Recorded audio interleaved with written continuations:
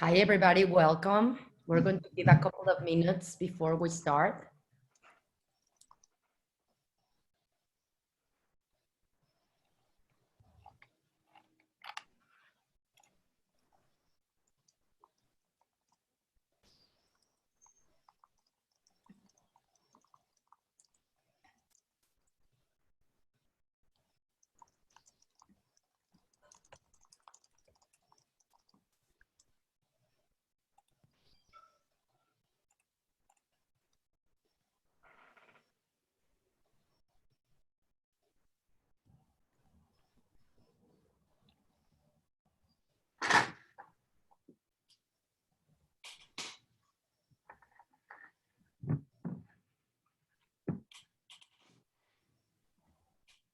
Hi, everybody. We're going to give one more minute before we get started. If you can chat who you are, where you're coming from, and if you're part of a given circle, we would really appreciate that. Thank you.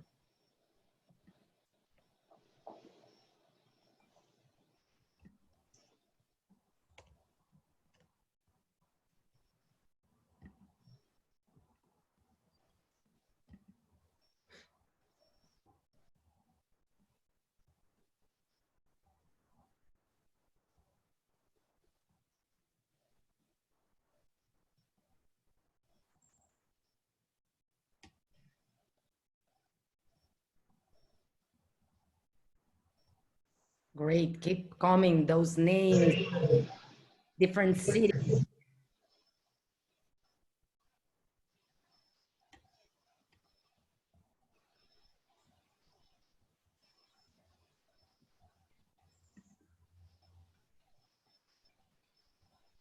Okay. Are we ready to get started? I think we are. Good morning and afternoon, everyone. I am Sara Lomelin. I'm the founding executive director for Philanthropy Together. And I am very, very grateful to have all of you here with us today for part 2 of our webinar series. Today, Marcus Littles and a stellar group of panelists will guide us on how can we best use our collective dollars, time, and voice to advance equity in Black communities. Before we get started, and for those of you just joining us, we want to get a sense of where all you coming from. So could you please take a moment to chat your name, where are you right now, and if you are a part of a given circle network or independent circle. And now I'm going to pass it to Marsha Morgan, chair of the Community Investment Network and our partner in this webinar series. Thank you. Hi, thank you, Sarah. I appreciate that warm welcome. And once again, good day, everyone, and welcome to today's webinar. As Sarah mentioned, I'm Marsha Morgan, chair of the Community Investment Network. CIN is a national network of giving circles impacting African American and communities of color. You know, our hearts are still very heavy from the tragic losses of George Floyd, Ahmaud Arbery, and Breonna Taylor, and countless others known and unknown. Yet, you know, we recognize that we have a chance to leverage our collective resources to mobilize for change. Now, if you attended last week's webinar, you may recall how this series was birthed. On June 1st, several Giving Circle networks came together to ask, what can we do? How can we make a difference? And how should we address inequality, racism, and police brutality? So that discussion turned into an opportunity to learn and act. So on last Monday, we kicked off our 2-part webinar series on the state of racial justice in Black communities. Part 1, we had people, leading organizations on the ground doing the work share with us. Now, today's webinar, we have a chance to turn what we learned last week into action. So today's webinar will allow us to achieve that goal by answering the questions, where should we start? How should we connect? What does it mean to respond collectively as well as individually? Fortunately for us, we have Marcus Littles of Frontline Solutions once again guiding this conversation. Now, before we move on, there are a few housekeeping topics that we need to cover.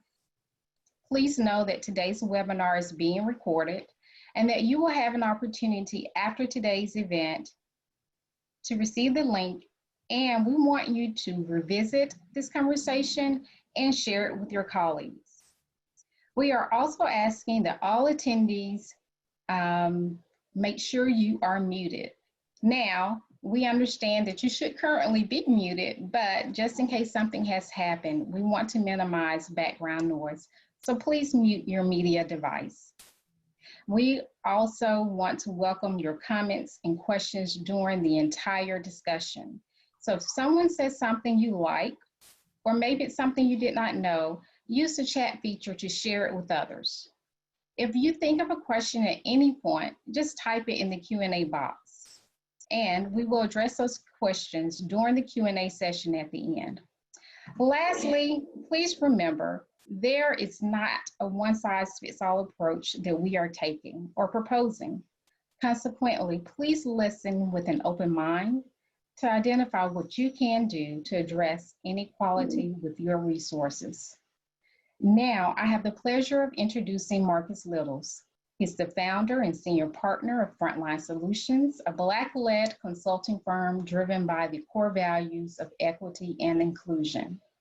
Prior to his current role, Marcus worked for TCC Group, the Ford Foundation, and the Department of Housing and Urban Development.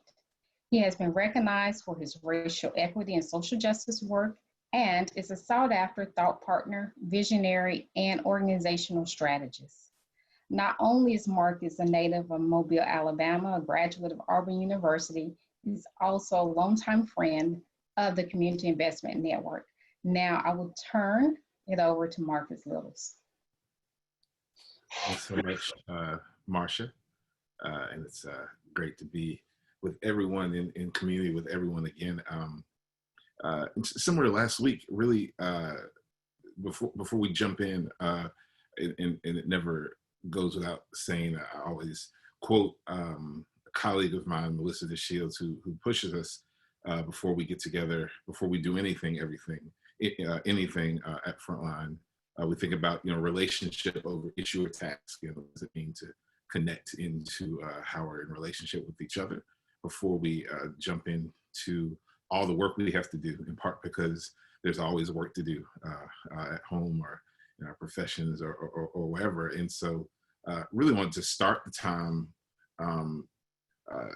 thinking a little bit about, what does it mean to take stock? And what I mean by that, I grew up in Mobile, and either my parents or my grandparents made sure I was at, somebody's church every weekend. And I remember there's this story about this widow, and she has two sons, and the creditors are coming, and so she goes and talks to the prophet guy and says, hey, the creditors are coming, they're going to take my sons and make them slaves. What do I do? And his question back was, what do you have in your house? And she says, I don't have anything in my house. I just have a little bit of oil. And the story goes to where he tells her, well, go and borrow a whole bunch of containers from neighbors, get as many as you can. And then, and takes a little bit of oil and fills not just one container, but a whole bunch of containers. And she goes and sells the oil, and then they have money, and they don't have to, take the kids away anymore. But it always sticks with me, this question around, what do you have in your house? And so this conversation around actions to leverage collective giving in support of Black communities, we enter the conversation from a place of, what do we do, right? Like a place of deficit in some ways, and really want to encourage everyone to think about, what is it that you have? What are the relationships you have? What are the contacts you have? What are the skills you have? And use the chat box just for a few minutes to think about, when you think about this big thing of racial inequity, right? If you think about this big thing, if you think about just even the last couple of days, Rayshard Brooks, who was killed by police in Atlanta. But when you think about just the huge task that of what we face as a community, as a country, what is it you feel like you have to offer, right? Skills, relationships, ideas, thoughts in community for a couple minutes. If folks could just use the chat box and share some of what you have in your house and what you feel like you have to offer.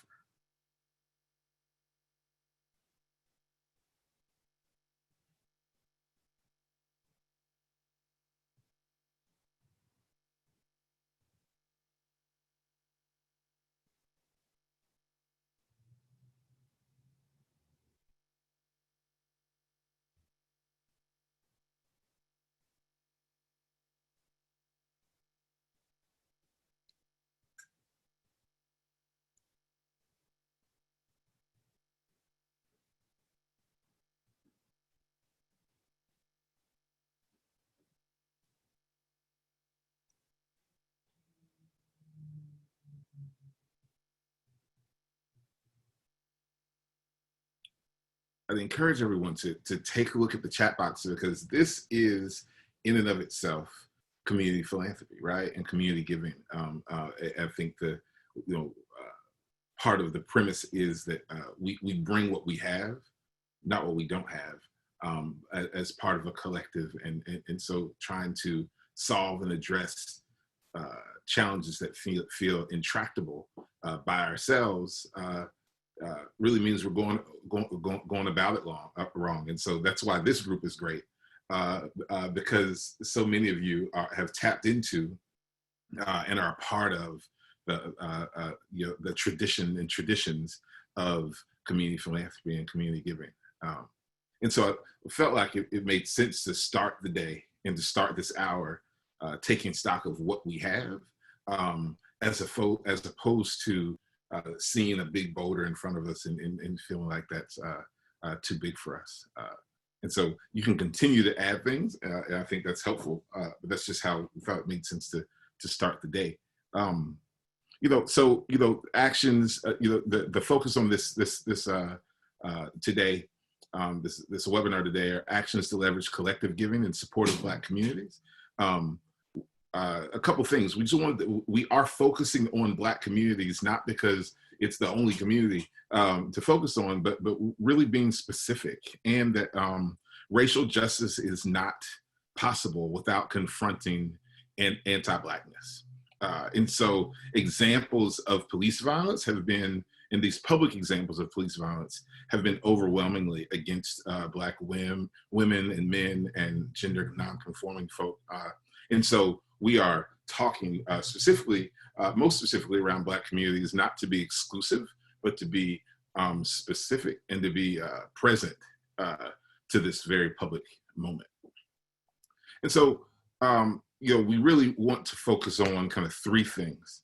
How can our giving circle take action to support Black communities in this moment and beyond?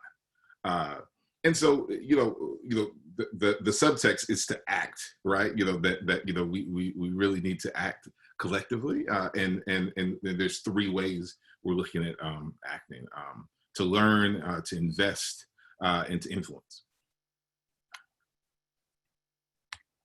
So, learn. How can my giving circle reflect and learn more? And so, we really want to frame it a couple different ways, and that there are, kind of low-hanging fruit, and that are things that we determined are relatively accessible actions for everyone, right? But there's some assumptions made, right, around what's low-hanging fruit, what's accessible, and what are longer-term actions. Acknowledge that we made some assumptions, and so. So the low-hanging fruit, examples, whether it's sharing articles, one of this do the research part, and really want to push hard that some of the feedback and some of the questions that me and some of my colleagues have gotten, folk at Philanthropy Together have gotten, are around, like, where do I start? Structural racism is so big. Like, I've never tried to navigate something like this before as a circle, and our big push also is that as as adults, most of the time, like when, you know, we face things we have not dealt with before all the time. And so one thing is we want to provide, be a resource, but we also just encourage each of you, as far as the learning part, is do the work, do the research, right? Like sort of, you know, whether it's Googling stuff, whether it's asking you know, friends and colleagues, whether it's, you know, reading, there's tons and tons of stuff to read. But one thing, these sets of things, and invite a guest speaker to your circle, follow on social media, share content. Yes, all these are pretty easy things. And longer term actions, right? Like, is that, you know, build a culture of reflection and hard questions for your circle, right? Like, you know, really wrestle with not just issues of race and racism, but are there ways in which we as a circle are perpetuating sort of racism? Like, what does that look like? You know, really interrogate each other, engage in long-term learning. You know, but there is a learning process. I think but we want to make sure that learning is done as a part of acting and not as a, you know, work avoidance of like, we got to figure it all out before we do any kind of more meaningful action. And that's not what we're recommending. And so the first thing is just around learning that we feel like everybody can do. Invest. How can we center equity in our giving circles, grant making, and other spending? And again, that can be long term, right? Or that can be right now, right? Like, how do we, you know, we really want to respond to this moment, and you know, where do we start? What does that look like? And, you know, we feel like, you know, in the spirit of community philanthropy, you know, that it looks very different. There's a whole lot of ways in which you can invest. You know, fund and patronize Black-led organizations and businesses. And I think part of that is investing does not mean just around, you know, well, who are our grantees? Because I think if we think about investing our money, you know, even as a circle, and that, you know, that grants are the only investment transactions we make. I think that's, you know, I don't think that's a complete perspective, right? You know, sort of, you know, there are a number of ways in which, you know, when circles are coming together, or whether it's who you order food from, it's who you're contracting to do your websites, or all of those sort of things, right? Like, move money right now. You can move money right now to national organizations advancing racial equity. There are some folk who have said, I don't know who's doing the work in my community. And that's incredibly fair, and it takes a level of, you know, research and asking around and due diligence around that. But there are national organizations that have local presence, some of which are highlighted on a resource guide that we put together for this call. It was in the chat box. We'll put it in the chat box again, and want to give folks sort of options of where you can make investments. Look for Black-led organizations within your focus area. Really, you know, what are the questions? How are you really looking at diversity, equity, and inclusion as part of the framework for your grant making? And again, the hire Black consultants and graphic designers and all of those other things. All those we feel are low-hanging fruit. The longer term actions of reworking your grant process to center racial equity. You know, consider amending or adding racial equity into the focus areas of your circle. Or really holding yourselves, putting a lens around systems change and policy reform as part of your grant making. All longer term actions, and you know, you don't need to choose low hanging fruit or longer term. What we just wanted to make sure that folks know is that that there are opportunities to respond and do some of these things right now. And not everything has to be a product of, you know, a long strategic planning process or theory change development process. Like, there are ways in which you really can be really investing in Black communities right now.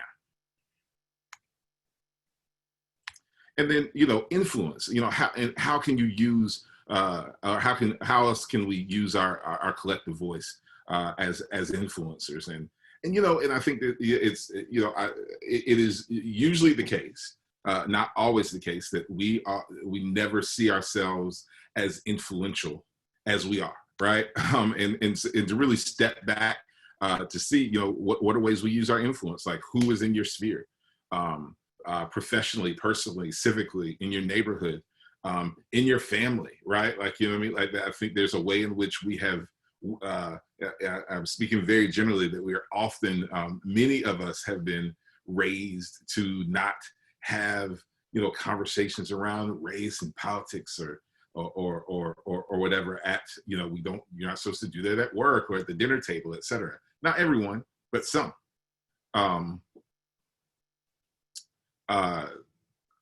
In the chat box, it says some have lost audio, and so Isis, let me know if that's the case. I hope it's not. But really want people to look into their sphere, talk to your family and your networks, bring more diverse voices to your circle. And again, that doesn't mean like sort of our circle needs to be more diverse. Your circle is your circle, right? But I think there's a way in which it's a really important point around sort of, that this connects to influence, but other things as to where, there are folk in Black communities who can be experts in around sort of how to support Black communities, and so bring some of those folk to your circle. Don't just be comfortable supporting Black communities or having Black communities on the demand side. How can we help you? It's also engage Black folk to be experts to help you think through how to do that well. And then, encourage members to make calls. Like, I think about this all the time. I in the work that me and my colleagues do, we give all these recommendations, and I had to like sort of look at myself and say, hey, there's all these policy demands that go with a lot of the protests that some have participated in and some have been helping others around.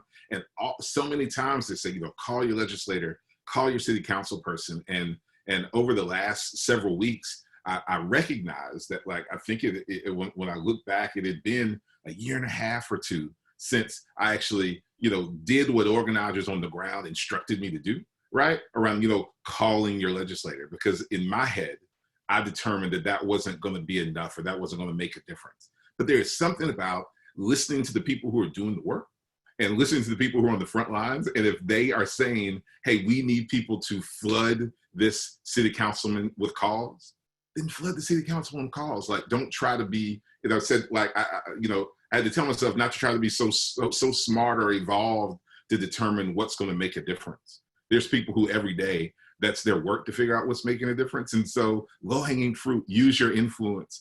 In many of the places you live, and nationally, there are policy demands and policies being lifted up that advocates are asking us to push our electeds around. And so that's one way to use our influence. And then longer term strategies, and engage as a circle in deeper civic engagement or policy reform, advocate for anti-racist policies and practices. Ask the organizations you fund to have more diversity within their leadership and boards. Partner with Black-led giving circles. Say your giving circle isn't super diverse. Like, sometimes we determine that's the big problem. Maybe it is, or maybe it is. Let's identify giving circles, that are in our same community that are Black-led or predominantly Black, and ask them how we can partner with them. And so again, these three levers of learning, investing, and using our influence, we want to be really, really helpful, hopefully concrete in what circles can do right now, and not, we don't want to perpetuate righteous feelings of feeling stuck, like sort of, I don't know what to do, right? This feels really, really big. And we want to affirm you and say, it is really big, and there's stuff you can do right now, right? And so in that vein, we wanted to just not just give you this framework, and hopefully it's helpful. It's probably not completely new, or it's not brain surgery, but hopefully it's concrete, right, and helpful. We also wanted to like sort of engage a few other people to be a part of this conversation who are working with, who represent circles. And so they could reflect some on how circles have addressed this moment and have took their collective giving and responded to this moment. And so we're going to invite a few others to join us.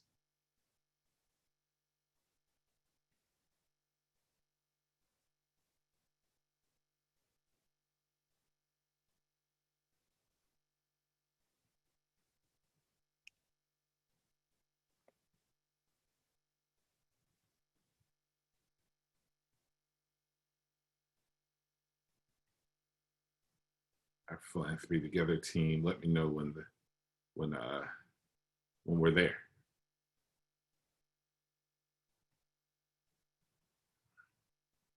Great. We have got one more person who's going to join us, Marsha as well. But let me go ahead and get started. We have a couple of guys who are here. They will introduce themselves, but really, we didn't want to be theoretical, and so we're going to hear from Terry Love and Eddie Koen, as well as Marsha Morgan, and we'll start with Terry, and I'll have you introduce yourself, but also just want you to answer this question for folk, and you're really, in these three ways in which we've discussed how circles can respond. Circle that you are a part of, and Terry is also co-chair of the Community Investment Network board. But in your circle in Arizona, you all made a commitment, right? Like you all have made a commitment. You've allocated $10,000, that's focused on social justice. Now I think it's locally, right? But really talk to us around how you got there, right? Like it's one thing to say like sort of, hey, I'll just allocate money, but how you got there, like sort of like what happened, like what was the point where you all got yourselves together and said, hey, like we have to do something. How'd you make a decision? And then, and what's the stuff you're still trying to figure out? Absolutely. So to introduce myself, I, as Marcus already alluded to, am Terry Love. I am the vice chair for the Community Investment Network. I'm also one of the founders for Real Engagement Through Active Philanthropy, which is a men's giving circle in Phoenix, Arizona. And I currently live in Houston, Texas. So not quite Denver. I think that's Eddie's place of former residence. But to say all of that, I am in many different places and represent a conversation or hear conversations that happen across the board. And from that, I was actually in a conversation with Philanthropy Together and some other networks. And it was, I want to say about 2 or 3 weeks ago, the call to action of what do we do in this moment? Headlines showing up of there are injustices that are happening kind of left, right, and on top of each other. And what do we do? Do we say anything? Do we do anything? What is the next step? What is the next action step? So even though those conversations are happening, it's kind of one of those, we're still managing everything else that we do. So we all still have work. We all still have family. We all still have our communities that we live in that have homeowners associations. All of those things are still going on simultaneously. And we still in our minds are thinking, what is it that I need to do for this sphere? Or what is it that I need to do in this role that I represent that's going to address what's going on, whether it be globally, whether it be locally in our community, or for a specific reaction to what's going on. So I say all of that to say, I have a constant text thread that's going on with the executive leadership of our Giving Circle. So our chairman, some of our other founders, and some of our other committee leaders have this ongoing text thread. And I think it was our chairman, Jason, who sent out a message that said, should we be making a statement right now? Or what is our next step on this? I want to put a Zoom on so that we can discuss this because we need to do something. And I won't say that that was the call to action, because I think we all had that call to action in our own minds, but I think that was the pivot point of, we know we're going to do something. What is it going to be? Let's talk about it and discuss. And it's not going to be one of those things that we can just send a message and be done. So coming together, seeing that text message, it was, now let's not wait, let's do something.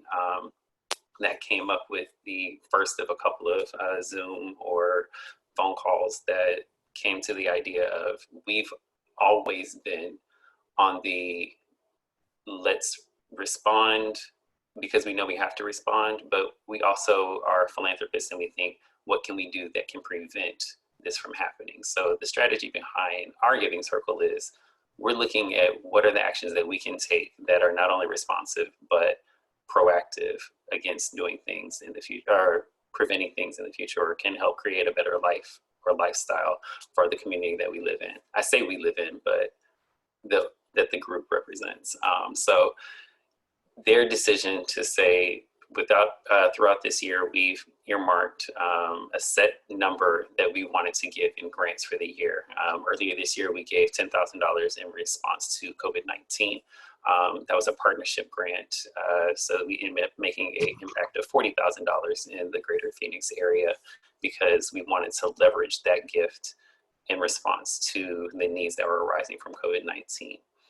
In terms of understanding the social justice crisis and actual pandemic that is happening now, we said, you know what, we're going to do the same thing and say at least 10,000. So we're not saying that we're limited to, because if we find something that needs more than $10,000 to fund, we're willing to come to the table and say, this is what this is going to do for our community, and it's worth our investment in the community. So that was how the conversation happened.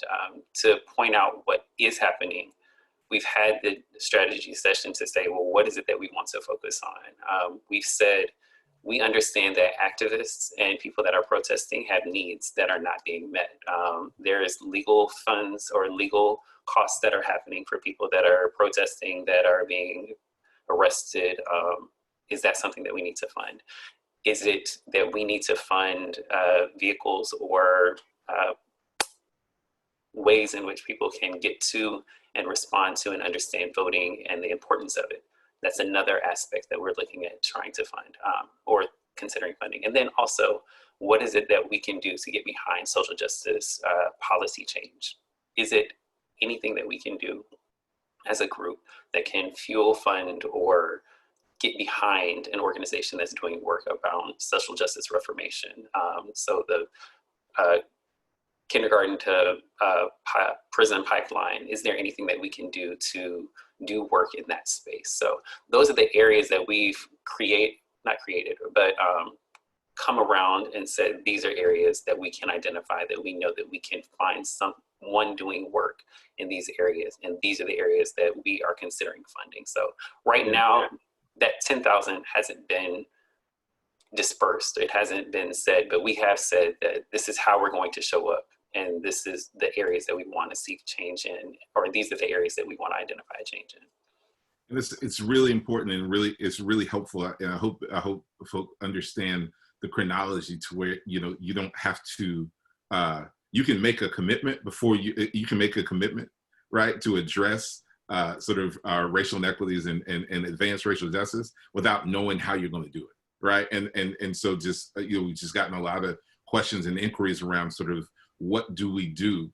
And I think it's just really important to ask folk back, like, sort of, what are you committed to, right? Like, what are you able to commit to? And in this context, it's investing, right? You know what I mean? But whether it's time or something else, right? Like, sort of say what you individually or as a circle are willing to do, and then you can learn and go through a process.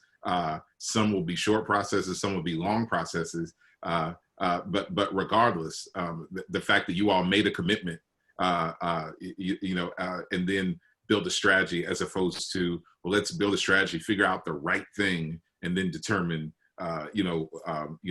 how much we would allocate, I think is really instructive and helpful, Terry. Eddie, love you to chat some, hear from you some, really specifically on influence, right? Like sort of, you all have to click in the chat box the bios to follow Eddie's fortuitous career and all the cool stuff he's done, right? But he sat at tables, and how have you leveraged the different tables where you have been and where you are to respond to the moment? Yeah, thank you for this. We'll talk about influence really, but before, to your point, just talking about what it means to be someone who has some influence in this moment, how to use that.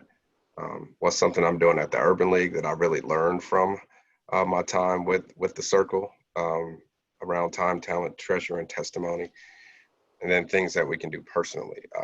So I think what it's like when I think about it, I was up 2 a.m, should have been asleep, posting a picture on Facebook from Denver, Colorado, ironically, and it was a picture of the Black Lives Matter banner that was on the street, and everyone was really cheering of, yay, this is so awesome. Look at, we're really putting this crystallization of what we feel and what we want to say to the city. And right above the B and the S, there were tents outside of the city, and there was a bunch of homeless folks who were sleeping there. And what I've been saying is that picture really represents the things that are both right and wrong about this moment. And it really distills kind of what's happening right now. When people ask, are we okay? How do you even respond to that? Sometimes yes, sometimes no. So I'm both optimistic and highly skeptical at the same time, because we've been on this train before where we've accepted America's new covenants and promises to the Black community, only to be a short-lived honeymoon, and we're back at the same place. But as a leader, as someone who has influence, I still have to have some demonstrable hope and new vulnerability that I express as well. So when I think about influence, I ask myself, what is within the scope of my control, or a circle's control, or anyone who knows, what is in the scope of their control? What I say is, you are a leader to someone, right? Even if you're saying, I'm new to giving circles, or I'm new to an organization, you have a sphere of influence, and you have social capital. Like, even the fact that you're a part of a giving circle says that you have some degree of social capital. So each of us can use that social capital to give options and to help folks receive help, and to empower folks to be the destiny of their own solution. I believe that the ability to influence is greater than any other asset. It is greater than treasure, and to some degree is greater than time. So I use, my audiences are usually varied, and they're vary on the scale of wokeness, right? It's a sort of complete racial equity. I don't want to talk about anything else but justice, to folks who are spoon-fed. And I'm not talking about being an advocate of white fragility or something like that. But I use an analogy that if white CEOs in this country said that pay equity is wrong between men and women, we would get more progress done over a year than the entire movement has happened, right? That has happened in history. Now, that doesn't mean that you silence the voice of women. Of course, that doesn't mean that you don't work on the promotion and the parity of women. But it is the same thing around race, right? We have to radically normalize talking about race and use our individual influence. It's interesting being at Urban League, because we're an entrepreneur, financial empowerment space, and we're a civil rights organization. So the private conversation about the hesitancy of speaking out in this cancel culture has really been fascinating. This presumption that you have to be a year on 400 years of oppression before you can say things because of the fear of being canceled. Yeah. So we can use our influence. So quickly, because I know I don't have much time, 3 things that we're doing. We partnered at the Urban League with Goldman Sachs. Instead of saying we're begging for PPP money, we said, why don't you just let us distribute it? Share power. If you're really about racial equity, it's about the distribution of power, not necessarily resource. Two, we created this resilience fund, which is really about 96% of Black businesses are entrepreneurs. I would encourage funds and people to think about that. A lot of times when we think about gentrification, we only talk about the housing side and not the generational business that has lost support. And when we think about culture and the identity and the aesthetic of a neighborhood, those things need support. Now, I know that economics will not heal the hearts and minds of people, but it damn sure is an accelerant and a positive one to de-incentivize folks to do things.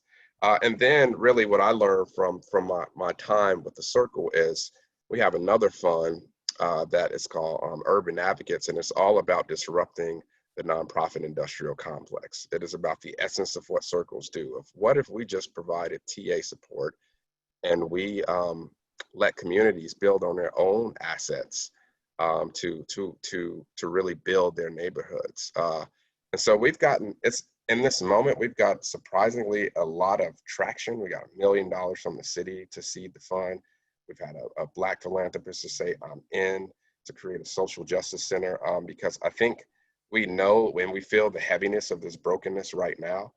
So this is the time to really to get out there. Done is better than perfect. And so lastly, it's like, what can you do? You can weaponize your influence. I've been writing more now than I have over the past 5 years of saying, hey, I have a voice. So that fourth T, that time, talent, treasure, testimony, I think is most important. And we don't really think about that. A lot of people think about the resources. That is important. But the social capital is there. So even with the support of Goldman Sachs and all that, something incredible happened. So I spoke at this protest and I said, we're going to buy Black. If you text buy Black to 797979, and we'll send you what business to support. We had over 3,000 people text message that number. And so instead of just saying a buy Black general campaign, we said every 2 weeks, we're going to identify a business that you consciously either donate to or support. So now that Starbucks is in the news, guess what people want to do? They want to say, what is an alternative? We're not going to focus on boycotting Starbucks. We're going to focus on changing your buying behavior. So we're actually launching that on Juneteenth, which is credible. To Tracy's point, we do have a campaign, Mask What Matters. This is things that circles can do. We have provided PPE to protesters, hand sanitizers, masks, which has been incredible. And I know I'll leave some time for questions because I know we don't have that much, but thank you. Yeah, no, this is perfect, Eddie, and want to hear from you, Marsha, like around and Marsha is one of the brain children behind, or this is her brain job, right? Bringing everyone together, but part of this was really, as chair of CIN, and you're looking at the news, really how did you make sure that the network learned from each other and learned from folk outside the network to meet the moment? Well, thank you again, Marcus. Let me just say, I think as a leader of a network of color, it's so important that, number one, we understand the value of partnerships. And that is exactly why we could not have thought of a better way for us to share this information in this moment. And so leveraging being a part of Philanthropy Together has allowed us to convene and amplify work that's already going on. A lot of times folks don't know what to do because they don't actually have the resources or the knowledge or the background to understand. This work has been going on for decades, for years. But it doesn't mean, even though it's been going on and you may not be aware of it, it doesn't mean, especially now, that your support is not needed. And so being able to provide an opportunity for people to come together to learn was really just a fundamental thing of what we wanted to do in partnership with other Giving Circle networks.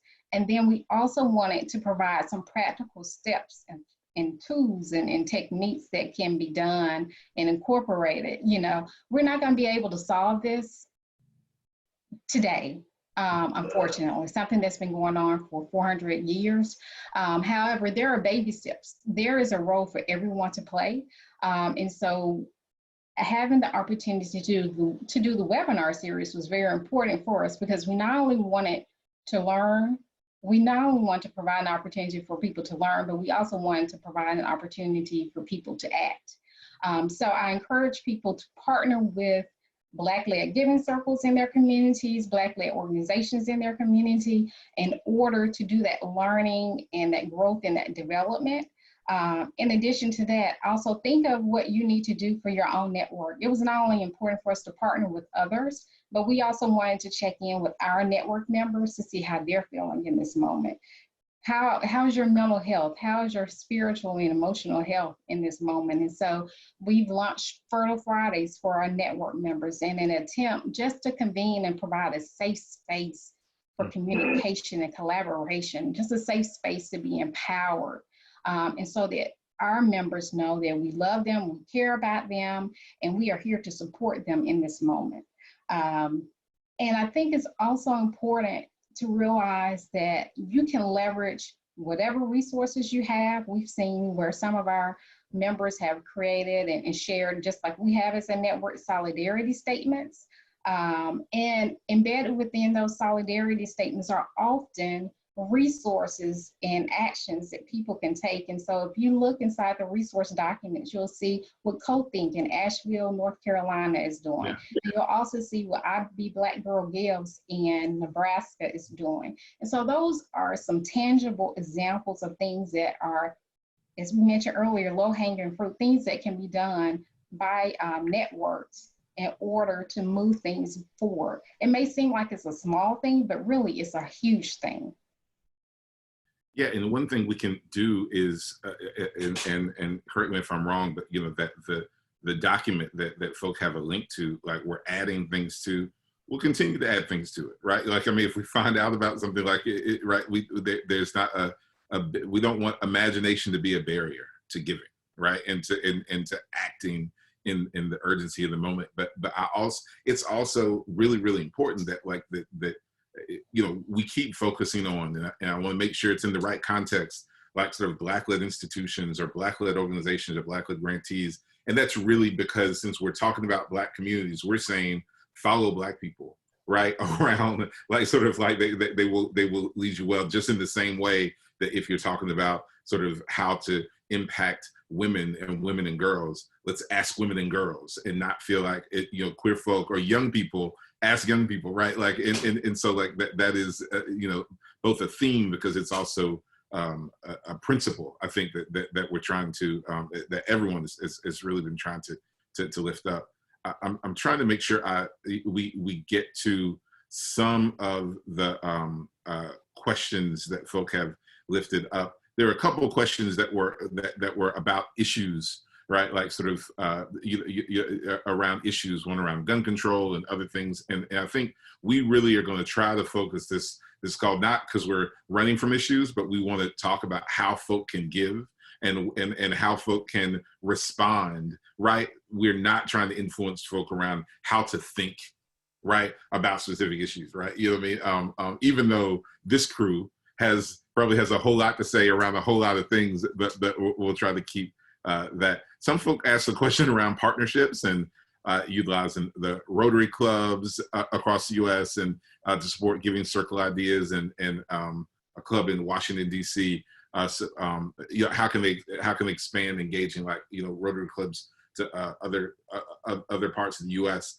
and I think even, I don't know if folk have something around that. I think every idea you have, this is the time to try it, right? Because nothing is normal. Absolutely. Nothing is normal, right? Yeah. Like around, like, you know, COVID, I mean, like, and so everything is around, is this against the rules or would such and such be open to it, right? Like sort of, I think folk are open to things that they may not have been open to before. I don't know if you have anything. Yeah, go ahead. Well, give an example of that. Like we are partnering with a whiskey company to do hand sanitizer for barbershops. no way in hell that you would have told me that would have happened two months ago. But it's really incredible to see what we've had some pop-up testing sites with Kroger because some of the hospital systems have been too slow, frankly. And so a sister out of Denver, Chantel, who's on the regional transit board, she's actually talking with Lyft about trying to do on-demand testing for folks who are, taking public transportation, right? So it's just like kind of like throw out the window of like traditional structures. What you're thinking, because people are open right now, and I don't know how long that window is gonna stay open, right? Yeah, and trust yourself as an influencer, right? Like, Eddie is talking about from this, like when he said we, at the Urban League in Ohio, but it's also, again, we don't ever talk about this as at a family, at our big family gatherings, like, well, this is the time to bring it up, right? Or, I mean, there are companies all over the country who are making Juneteenth a holiday. And like, I don't even know if that was on people's list, right? You know what I mean? Like, I don't even think that was on someone's demands. Like, it was around like, what can we do? And like, Juneteenth is an official holiday at a whole bunch of organizations. And so think about if you work somewhere, et cetera. I'm not saying go ask them to make Juneteenth a holiday. You can if you want. It's around sort Why of, not? You can. I have influence here. I have influence here. Yeah. Could CIM be a matchmaker between women's giving circles, small members groups with small or large? Like, could you help match some giving circles, some women's giving circles with women's giving circles who want to connect with Black giving circles? I'll let Marsha. I don't speak for Marsha, even though I know her answer. Marsha. Yes, we'll definitely be open to fostering some partnerships with our giving circles with others within other networks. So please reach out to us at info@thecommunityinvestment.org. Same around how do we connect with Black giving circles in the LA area, and I think both Philanthropy Together and CIN can be. This is what we want. Can be valuable in that any access. I will say any access question you have. Right? We don't have access to blank Black people or Black organizations in this place. Like, send it, right? Because it is not, we all live in different worlds, and right, but it's probably not going to be hard to find with some help, and so that's what this network is supposed to be. So. And I think what you said something and kind of glossed over it, but ex-Black people. It's okay, and I think that's something that people need to hear. It's okay that if you're looking at targeting Black teachers and saying, how can I support Black educators that are in schools that have Black students? That's who I want to support. It is okay for you to ask, how do I connect with them? And I'm sorry that we have to be in a world that's been so politicized that you have to ask permission. But like you said, this is that time for us to, well, this is a question that I have and I need to ask it. And this is the way, I don't know how it's going to be received. This is the way that we get this done, because that conversation, if it's not going to happen or if it doesn't happen, won't. Yeah. And this network has this networks, and you hopefully most of you know, the networks of giving circles have the capacity and flexibility to respond and make those connections. You also, you can email info@blankfoundation.org and say like, where's this? But you're not going to hear back from them as quickly. And that is not a knock at institutional philanthropy, where I've done a lot of work. It is more saying like, how we started this, like, what do you have in your house? Like, what relationships do you have? Like, you have the relationships of your network, right? And the networks of networks. And so lean into those as well. Are there other questions I am missing? Isis and some of our behind the scenes folk are sending me things. Please. The other thing is there are definitely different links that have been put on the resource guide. Please look at them, right? Like, we'll say, sort of Marsha mentioned, the work of the incredible group CoThink in Asheville, North Carolina. Like, sort of don't hear that as a soundbite, right? Like, click what they're doing, because it's, you know, amazing. You know, in work in Omaha, I Be Black Girl work in Omaha, Nebraska. Ashley Spivey and some of her colleagues. Please look at the resource guide. I think it'll be really helpful. And then I think, you know, I want to actually, you know, pass it to Marsha to really talk about some of the concrete ways in which this group, this community or emerging community of practice can support everyone who's here. All right, so one of the things, when we came together on June 1st, we understood the importance of not only providing a one-time opportunity to learn and one-time opportunity to engage around what actions can take. We realized there was actually a need for continuing learning, development, and growth in this area as it relates to racial equity. And so we are launching a communities of practice around this area.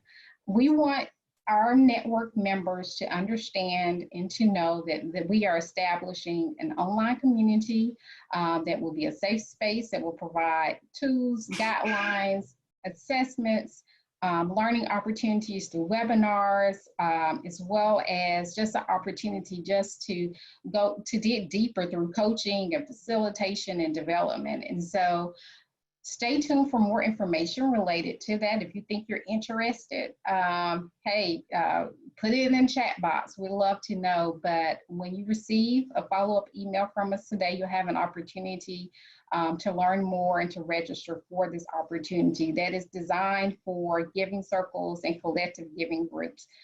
So we're excited about it. We plan for it to start in July and to end in December. So this is a place where you can connect, grow, and strengthen, and make sure that you're on the right track as it relates to creating the change you want to see in your community around this area.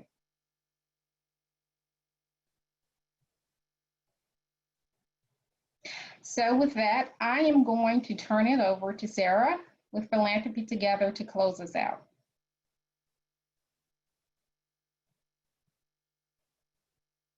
Sorry, I was muted. Thank you so much, Marsha, Marcus, Terry, Eddie, for your wisdom. And, you know, last week we talked about the 3 steps as a follow-up, and one of them was to join us today. So thank you, everybody, for that. And my ask today is to sign up for a community of practice. As Marsha said, that we're going to be starting in July. We will send you information of how to sign up on our follow-up email this week. And also, as you know, we set up our Solidarity Fund last week. We have raised over $3,100. And my second and last ask is for you to help us grow that number. My team is sharing the link once again. And as Marsha said, you know, this conversation is not over. It is a journey. And as with any journey, it becomes a lot more powerful if we walk that path together as a community. So we invite you to really hold hands with all of us and to embark in this journey together. And thank you again for all our panelists, Marcus, Terry, Eddie. If there's other questions, burning questions, just chat it. And I know we can stay for over, you know, 5 more minutes. But if this is all, Marcus, could you ground us again in closing? Absolutely. I was responding to people in the chat, so I'm sorry, I got distracted. No, thank you all. Please reach out to, well, 3 things. Please reach out to CIN and Philanthropy Together, because you know, part of the value of being a part of this network is living in a world where access is not a problem. Access to, like, how can I help is not a adequate it's not an adequate barrier to contributing our influence and our time and our talent and our treasure and our testimony. So please reach out. one. And then secondly, I think if you or your circle are paralyzed at all or are in your head a whole lot, reach out, get help, because the moment needs you. Black communities need you. And again,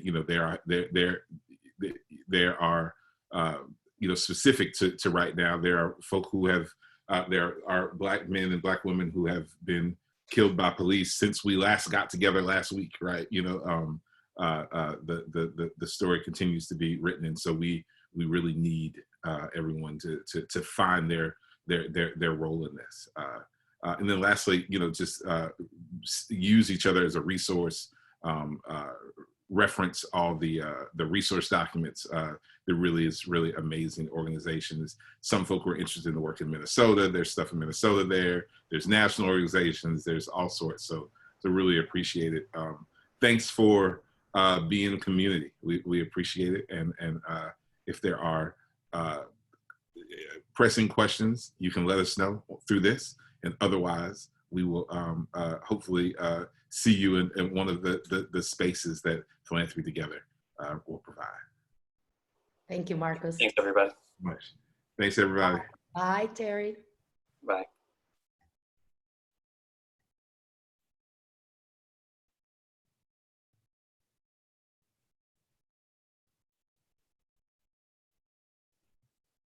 Thank you all.